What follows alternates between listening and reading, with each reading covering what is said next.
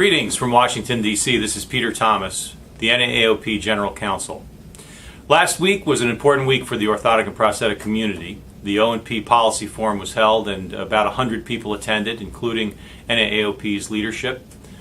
The AOPA organization sponsored the O&P Policy Forum, and there was a tremendous number of Hill visits that occurred to promote a number of different pieces of important legislation for the O&P community. I wanted to highlight two of them and ask for your help today. The first is the Injured and Amputee Veterans Bill of Rights, and the second is the Medicare Orthotic and Prosthetic Improvement Act. First, the VA Bill of Rights.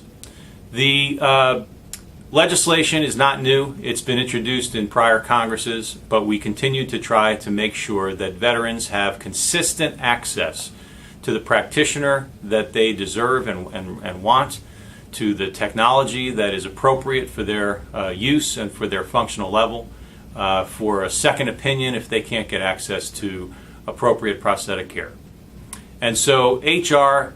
2322 was introduced just a few weeks ago by Congressman Tim Walberg, Republican from Michigan.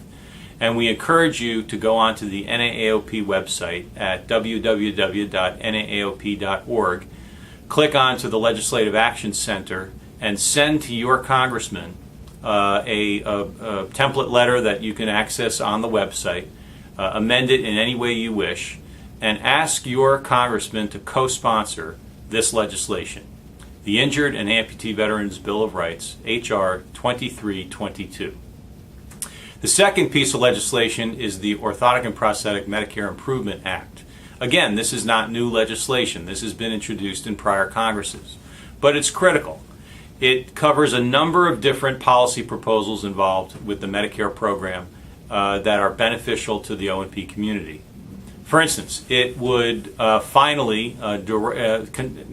direct the Department of Health and Human Services to finally issue regulations implementing Section 427 of the Benefits Improvement and Protection Act, regulations that are 15 to 16 years overdue.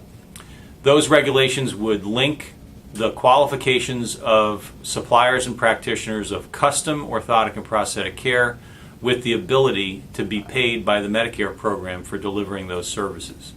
Inasmuch, we believe that this legislation will significantly improve quality and reduce fraud and abuse. You may recall that there is a proposed rule that HHS published and ultimately received over 5,000 sets of comments about. The department continues to review those comments and is considering issuing final regulations. But with the Trump administration currently with a view of new regulatory activity being quite suspect, in fact, we've got a pretty significant headwind before us to try to get those final regulations published. So this legislation is critical. The legislation does other things as well. It would consider the prosthetist orthotist notes as part of the medical file. That's an important concept to reduce audits and appeals and to ultimately benefit patients in getting access to prosthetic orthotic care. And it would do a number of other things that are very important for the O&P field. Bottom line is we would hope that you would go onto the NAAOP website, again, www.naaop.org. Tell them and click on to the Legislative Action Center. Go to the section that talks about the Medicare O&P Improvement Act is Senate Bill 1191 and House Resolution 2599.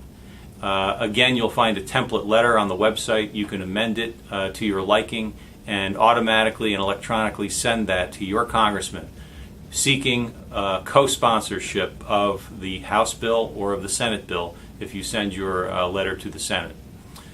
So again, we've got a very important set of legislative activity. We're asking for your help, and we hope that you will do your part to contact your congressman, contact your senators, and seek their support for this legislation. Thanks so much.